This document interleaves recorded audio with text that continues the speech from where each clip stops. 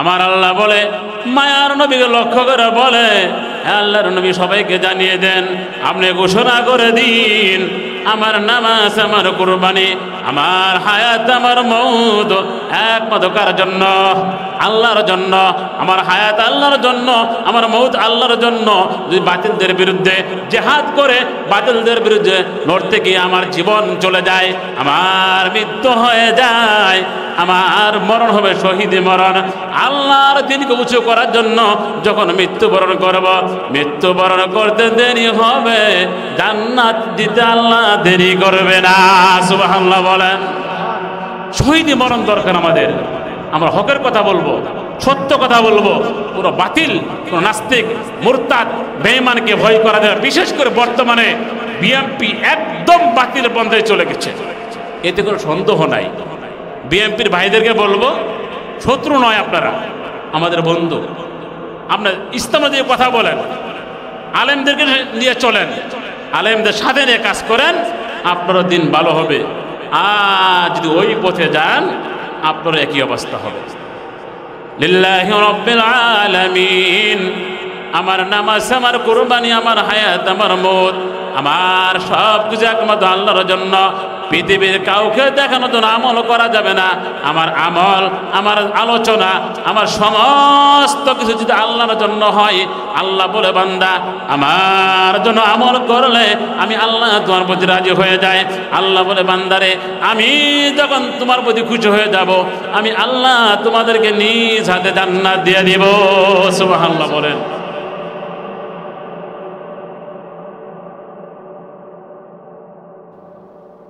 والنجم والشجر يسجدان وفضل زمانا على زمان كما فضل مكانا على مكان وإنسانا على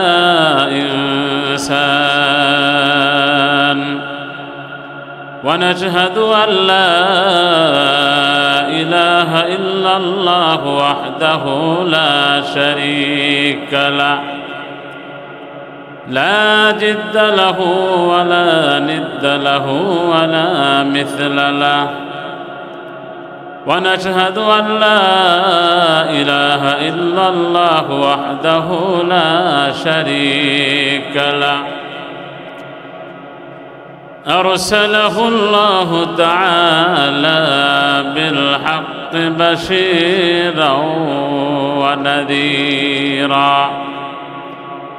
وداعيا إلى الله بإذنه وسراجا منيرا أما بعد فأعوذ بالله من الشيطان الرجيم بسم الله الرحمن الرحيم قل إن صلاتي ونسكي ومحياي ومماتي لله رب العالمين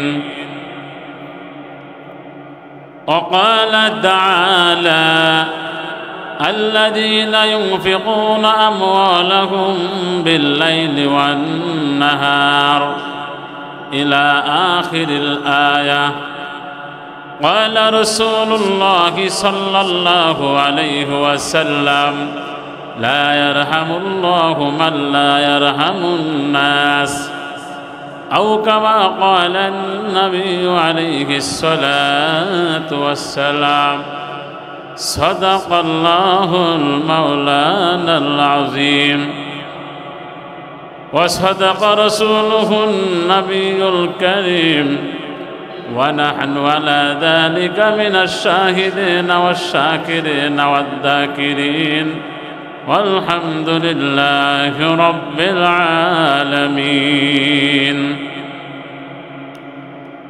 रुखसार से बुरका के दरा पर्दा उठा दो रुखसार से बुरका के दरा पर्दा उठा दो लिल्लाह मुझे हुस्न खुदा दाद दिखा दो, लिल्लाह मुझे हुस्न खुदा दाद दिखा दो।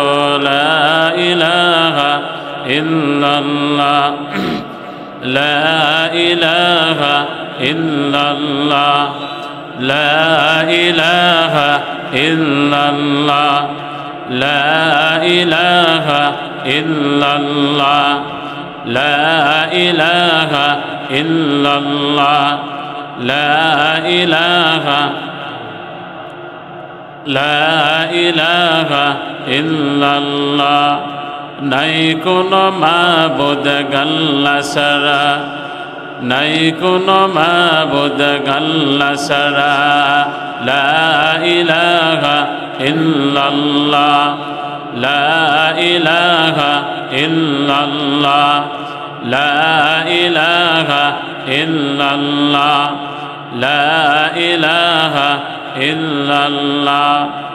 বহু দূরে মদিনা আমরা কেমনে যাব জানি না। দয়াল আল্লাহ দয়া কর, দয়াল আল্লাহ দয়া কর, নসিব কর মদিনা। লা ইলাহা ইল্লাল্লাহ, লা ইলাহা ইল্লাল্লাহ, লা ইলাহা ইল্লাল্লাহু মুহাম্মাদুর রাসূলুল্লাহ সাল্লাল্লাহু আলাইহি ওয়াসাল্লাম।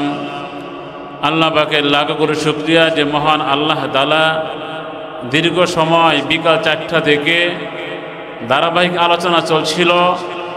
এরই মধ্যে দিয়ে আজকে আমাদের আলোচনা শেষ হবে ইনশাআল্লাহ। আল্লাহ পাক রব্বুল আলামিন আমাদেরকে ধৈর্য ধরে দীর্ঘক্ষণ আলোচনা শোনার এবং বসার তৌফিক দান করেছেন, সেজন্য শুকরিয়া আদায় করি আলহামদুলিল্লাহ। আরও জোরে বলে আলহামদুলিল্লাহ।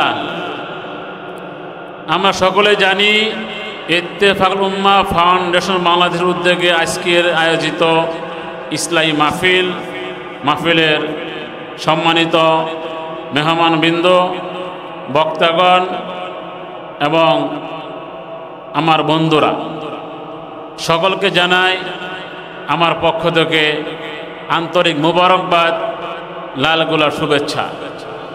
সময় সংক্ষিপ্ত, আলোচনা সংক্ষিপ্ত, অল্প কিছু আলোচনা করেই দোয়া করে দেব ইনশাআল্লাহ। আমি আপনাদের সামনে দুটি আয়াত ও একটি হাদিস তেলাওয়াত করেছি। আমি আগে আয়াতের অর্থ বলবো, হাদিসের অর্থ বলে সংগঠন সম্পর্কে অল্প কিছু কথা বলবো ইনশাআল্লাহ তাআলা। সংকটের উদ্দেশ্য কি, মাকসাদ কি, এই সম্পর্কে কিছু কথা বলে দোয়া করে দেব। আল্লাহ বলেন, কুল ইন্না সলাতি ওয়া নুসুকি ওয়া মাহইয়ায়া ওয়া মামাতি লিল্লাহি রাব্বিল আলামিন। হে নবী, আপনি বলে দিন, আমার নামাজ, আমার কুরবানি, আমার হায়াত, আমার মৌত একমাত্র মহান আল্লাহর জন্য।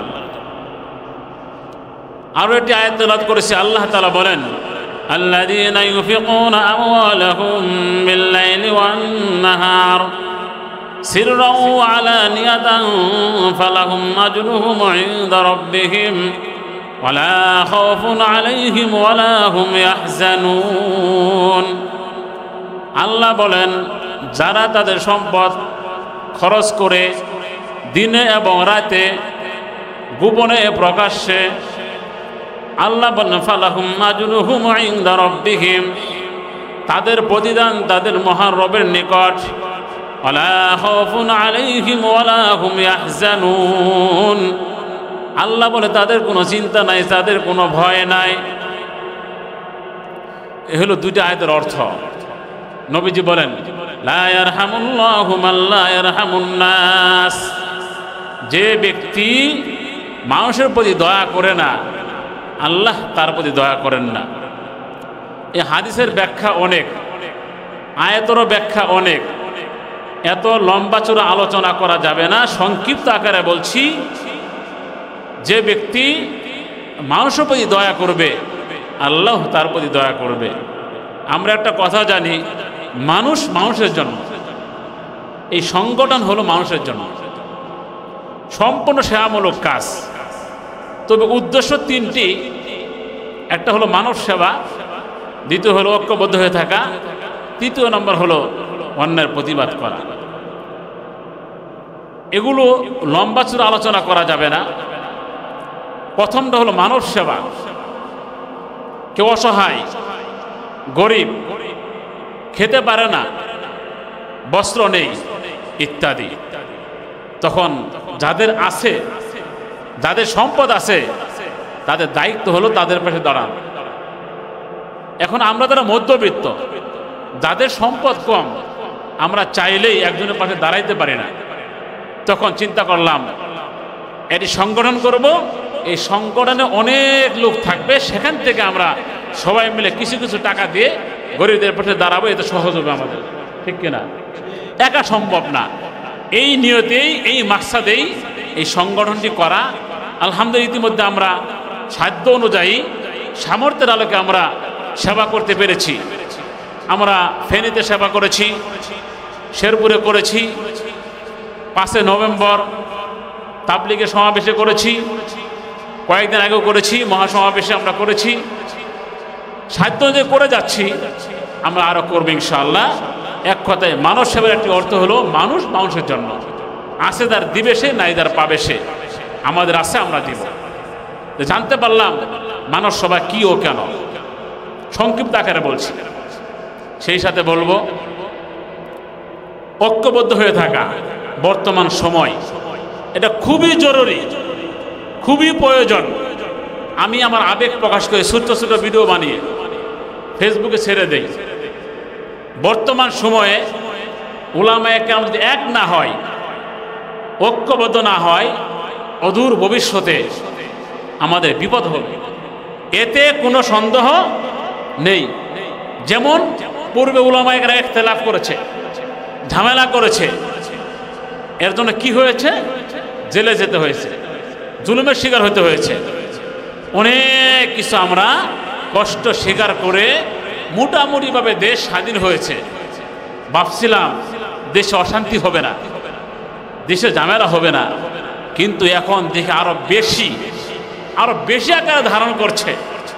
আমি আমার লাইভে এবং আমার ছোট্ট ভিডিওতে বলেছি, বর্তমান যে হালত, যে অবস্থা, যদি আমরা এক না হই, ঐক্যবদ্ধ না হই, ইসলামী দলগুলো, আলহামদুলিল্লাহ সুম্মা আলহামদুলিল্লাহ, আমাদের বাংলাদেশে বর্তমানে ইসলামী দলের কোনো অভাব নেই। অন্য কোনো দলে যাওয়ার প্রয়োজন নাই, আমি মনে করি কোনো প্রয়োজন নাই। যদি ইসলামী দলগুলো একত্র হয়ে যায়, ঐক্যবদ্ধ হয়ে যায়, আমার আশা আলহামদুলিল্লাহ সুম্মা আলহামদুলিল্লাহ, আগামী নির্বাচনে ইসলাম ক্ষমতায় আসবেই আসবে, এতে কোনো সন্দেহ নেই ইনশাআল্লাহ। কিন্তু দরকার ঐক্য। দুঃখ লাগে, নাম প্রকাশ করব না, বর্তমানে কিছু উলামায়ে কেরাম তারা কোন লোভে পড়ে, কিসের লোভে পড়ে বা কি কারণে তারা বিএনপির সাথে ঐক্য করতেছে। আমরা চাই উলামায়ে কেরাম একসাথে কাজ করি, আর তারা চাচ্ছে পৃথক হয়ে বাতিল দলের সাথে ঐক্য করে আমাদের মধ্যে ঐক্যের ফাটল সৃষ্টি করবে। মনে রাখবেন, লিখে রাখেন, যদি আবার বিএনপি ক্ষমতায় আসে, ক্ষমতায় না এসেই যা করেছে, আমার মন বলে ক্ষমতায় আসলে আলেমদেরকে আবারও জেলে যেতে হবে, না হয় নির্যাতনের শিকার হতে হবে। ইতিমধ্যে দেখেন কয়েকজন ইমামকে মেরে ফেলেছে, আমাদের, আমরা জানি, কিছুই করতে পারে নাই, বিচারও হচ্ছে না। এখানে সব কিছুর মূল হলো উলামায়ে কেরাম যদি ঐক্যবদ্ধ হয়, তাহলে বাতিল আর কথা বলতে পারবে না, বাতিল বাংলার জমিন থেকে পালাইতে বাধ্য হবে। হ্যাঁ, যাদের ভিতরে ইসলামী দল ভালো লাগে না, যে সমস্ত আলেমদের মধ্যে ইসলামী দল ভালো লাগে না, প্রয়োজনে একটা ইসলামী দল খুলেন, তারপর অনুরোধ করে বলবো, হাত জোর করে বলবো, এই আলোচনা মিডিয়াতে যাবে, এই আলোচনা বাহিরে যাবে, এই আলোচনা অনেকে শুনবে, আমি হাত জোর করে বলবো প্রয়োজনে ইসলামী দল এটা খুলেন, কিন্তু তারপরও বিএনপির সাথে যায়েন না। সবাই কি বলেন? যদি আবার তাদের সাথে যান, একটা দুইটা সিট দিবে, ওরা আপনাকে আমাকে লাথি মেরে ফেলে দিবে, এতে কোনো সন্দেহ নাই। আল্লাহ বলে দিয়েছেন ওয়াতাসিমু বিহাবলিল্লাহি জামিআন ওয়া লা তাফাররাকু। আল্লাহ বলে তোমরা ঐক্যবদ্ধ হয়ে যাও, একত্র হয়ে যাও, আল্লাহ রশিকে শক্ত করে ধারণ করো। কুরআন একটা, আমরা কেন এত দল হচ্ছি? আমরা কেন বিএনপির পিছে দৌড়াবো? আমরা কেন লীগের পিছে দৌড়াবো? আমরা ইসলামের পিছে দৌড়াবো, ইসলাম নিয়ে কাজ করব। বাতিল পরাশক্তি কোনো কথা বলতে পারবে না। যারা চাচ্ছেন বিএনপির সাথে ঐক্য হবেন, ফিরে আসুন, ফিরে আসুন, অন্যথায় কপাল খারাপ হবে। আল্লাহ বলেছেন ওয়ালা তাফাররাকু, আল্লাহ রশিকে শক্ত করে ধারণ করো, আল্লাহ রশিকে পাকড়াও করে ধরো। ওয়ালা তাফাররাকু, আলাদা হয় না। আল্লাহ তো বারবার বলে দিয়েছেন। আমরা এই আয়াত দিয়ে আলোচনা করি, এই আয়াত দিয়ে বয়ান করি, কিন্তু তারপরও কেন বুঝি না। আল্লাহ তাআলা আমাদের সকলকে এক ও নেক বানিয়ে দেখ এবং ঐক্যবদ্ধ হয়ে বাতিলদের মোকাবেলা করার তৌফিক দান করুন। বলছিলাম সংগঠনের মাকসাদ তিনটি: মানব সেবা, ঐক্যবদ্ধ হয়ে থাকা। 3 নম্বর হলো অন্যায়ের প্রতিবাদ করা। যেখানে অন্যায় সেখানে প্রতিবাদ, যেখানে অন্যায় সেখানে প্রতিবাদ করা। দেখবেন সাথে সাথে প্রতিবাদ করবেন, কোনো জাহেলগুলো আর কথা বলতে পারবে না। কিন্তু আমরা ভীতু হয়ে যাই, ভয় পেয়ে যাই, আমরা দূরে সরে যাই। অন্যের প্রতিবাদের মধ্যে একটা হলো আমাদের উলামায়ে কেরাম অনেক জায়গায় ইমামতি করেন, অনেক মসজিদ ইমামতি করেন। আমি যেখানে আছি এখানেও বেশ কিছুদিন কিছু হুজুর চেষ্টা করেছে এখানে ঢোকার জন্য। আমি মনে করি যদি আমাদের আলেমদের কারো ইমামতি চলে যায়, খতিবগিরি চলে যায়, প্রথম প্রতিবাদ হলো সেখানে আমার না যাওয়া। কথা বুঝবেন? যে সমস্ত উলামায়ে কেরামের বা আলেমদের হঠাৎ করে ইমামতি চলে গেছে, খতিবগিরি চলে গেছে, সেখানে আমরা প্রতিবাদ কি করব? আমরা কেউ দরখাস্ত করব। কিন্তু আমরা কোনটা করি? ওনার ইমামতি চলে গেছে, খতিবগিরি চলে গেছে, আমরা 10 জন গিয়ে হাজির, যাওয়ার আগেই শেষ। তো ওর তো ইমামতি যাবে, আমারটাও যাবে, কোনোদিন আলেমদের ভিতরে ঐক্য হবে না। দ্বিতীয় নম্বর যেটা করতে পারি সেটা হলো আমরা যাচাই বাছাই করব, আমার ভাইয়ের চাকরি কেন গেল, আমরা খোঁজখবর নেব ভাইয়ের চাকরি কেন গেল। আমরা সেটা না করে আমরা সবার আগে দরখাস্ত দিয়ে আমি আছি। এমন আলেমদের ভিতরে পাওয়া যায় যে আমি এখানে খেদমত করি বা ওই ভাই খেদমত করে, সে কে দরখাস্ত দেয় আমাকে হাদিয়া কম দিলেও হবে। এমন আছে কি না? অবস্থা বলছি। এতে করে ক্ষতি হচ্ছে, ইমামতি চলে যাচ্ছে, আলেমদের ভিতরে কখনো ঐক্য হবে না। ভাই হাত জোর করে বলি, আলেমদেরকে হাত জোর করে বলি, আমি হাত জোর করে বলছি, এখন ঐক্যবদ্ধ হন। যেখানে অন্যায় সেখানে প্রতিবাদ, যেখানে অন্যায় সেখানে যদি আমরা সমস্ত উলামায়ে কেরাম ঝাঁপিয়ে পড়ি, বাতিল কথা বলতে পারবে। আর যেখানে হক আসবে, হক যখন একত্র হয়ে যাবে, এক ঐক্যবদ্ধ কথা বলবে, একসাথে থাকবে, তখন বাতিল পালাইতে বাধ্য হবে। আমাদের শিল্পীরা যারা চলে গেছেন তাদের এক একটা সঙ্গীত, এক একটা ইসলামী সঙ্গীত, এটা চিরন্তন এবং বাতিলের জন্য হাতিয়ার ছিল। এটা আমাদের মানতে হবে। হক আসলে বাতিল পালাইতে বাধ্য হবে।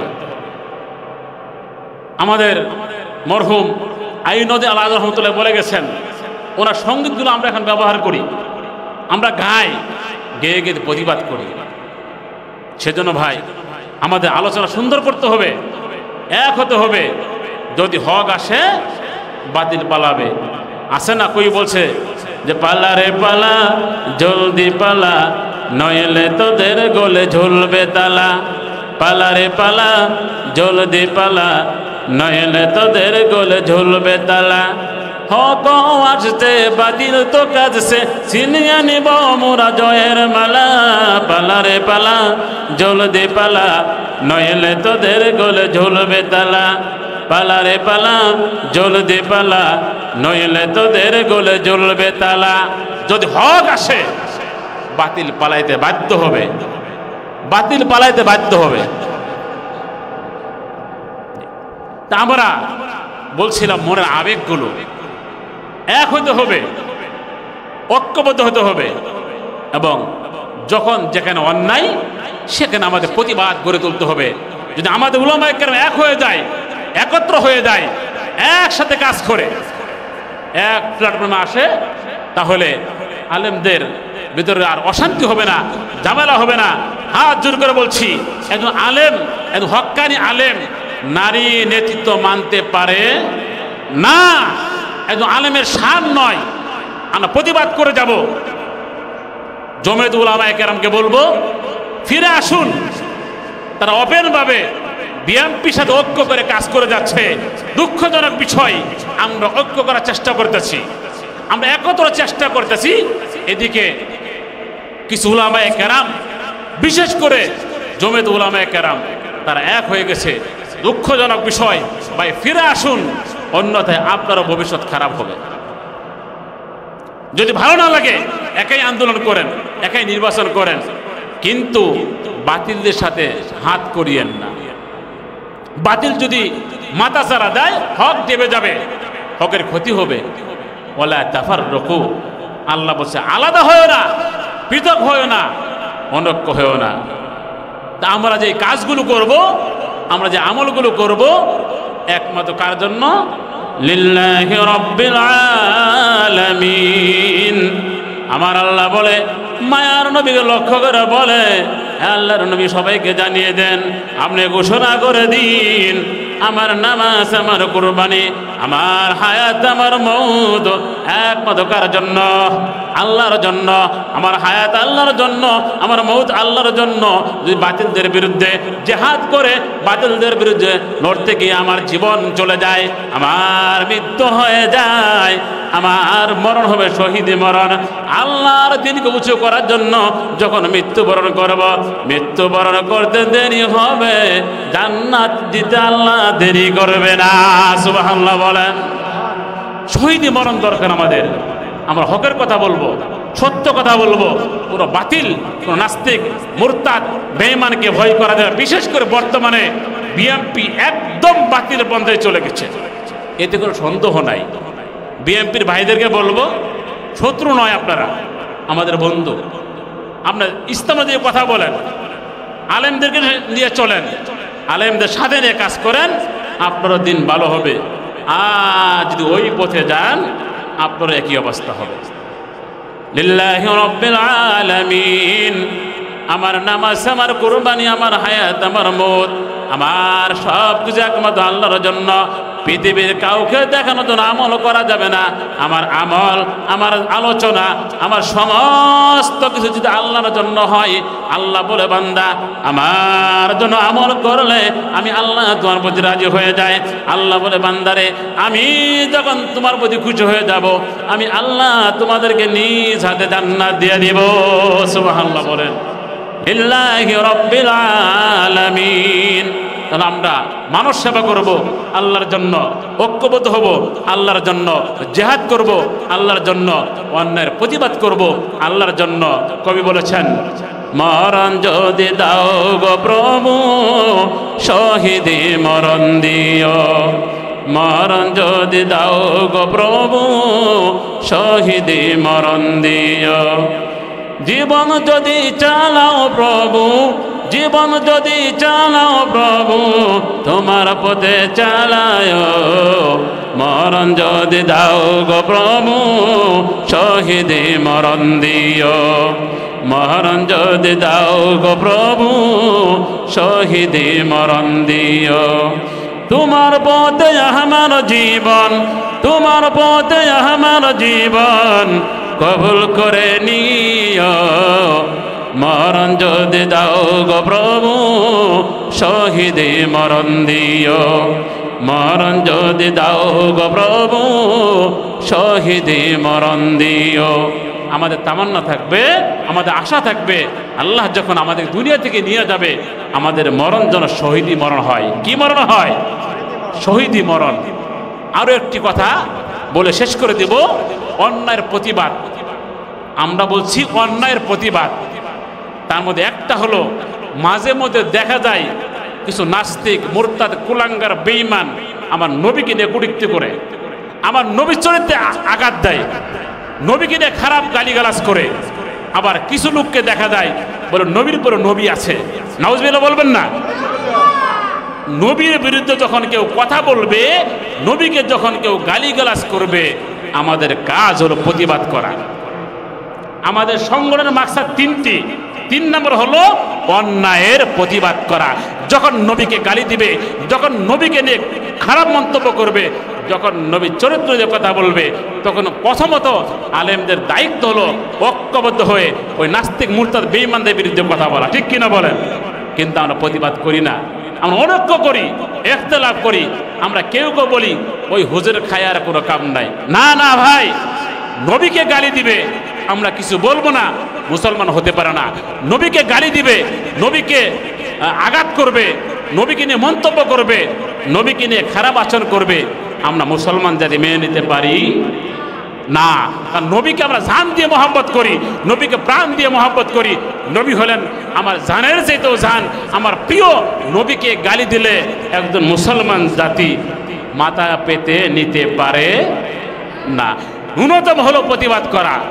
আমরা জানি আনা খাতামুন নাবিয়্যি লা নাবিয়্যা বাদি, আমি তো শেষ নবী, আমার উপরে কোনো নবী আসবে না। এরপরও কিছু কুলাঙ্গার কাদিয়ানের দাবি করে নবীর পরে নবী আছে, নাউজুবিল্লাহ বলবেন না? আমরা জানি নবীর পরে কোনো নবী।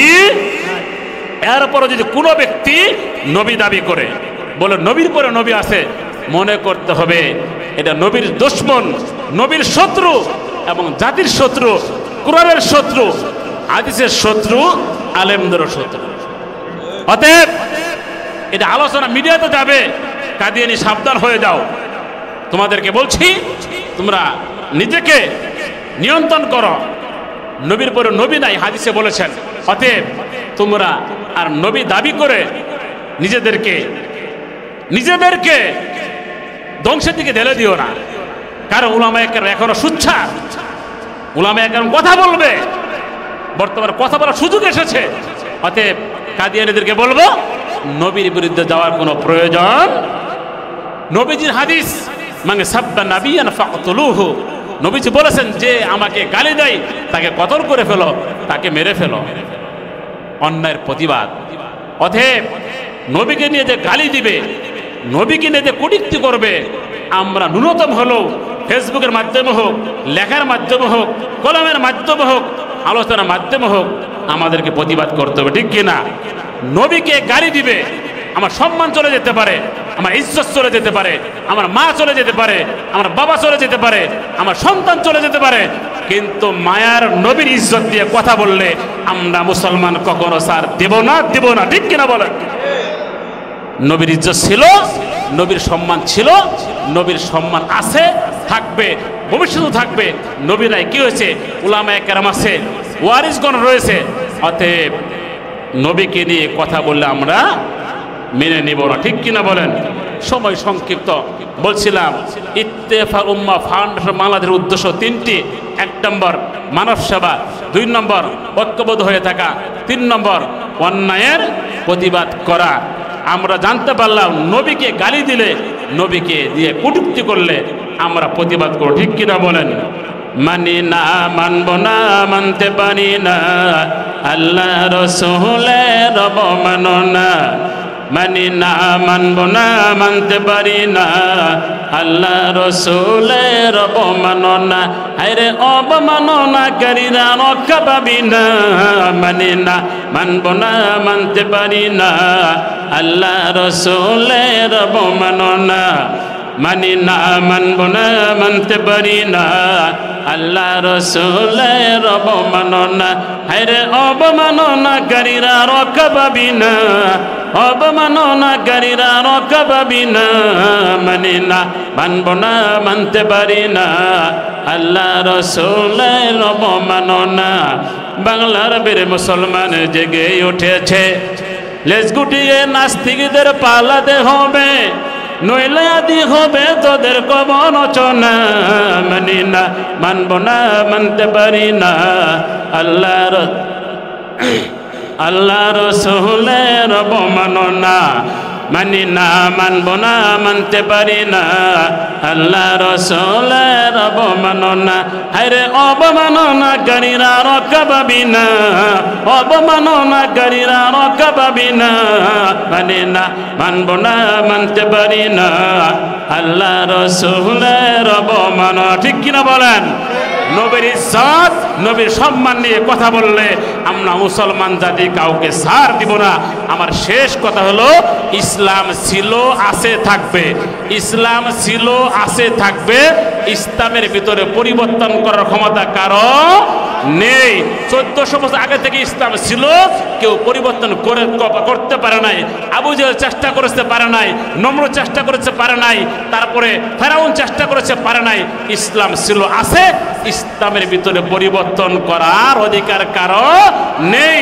যদি ইসলামের মধ্যে কেউ হাত দেয়, ইসলামকে নিয়ে কটূক্তি করে, ইসলামকে নিয়ে খারাপ মন্তব্য করে, তাহলে মুসলিম জাতি এই সমস্ত নাস্তিক মুরতাদদেরকে বাংলার জমিন থেকে বের করে দেয়। ঠিক কিনা বলেন? অতএব ইসলাম ছিল, আছে, থাকবে। যারা ইসলাম নিয়ে কথা বলবে তারা নমরুদের মতো ধ্বংস হয়ে যাবে। যারা ইসলাম নিয়ে কটূক্তি করবে তারা ফেরাউনের মতো ধ্বংস হয়ে যাবে।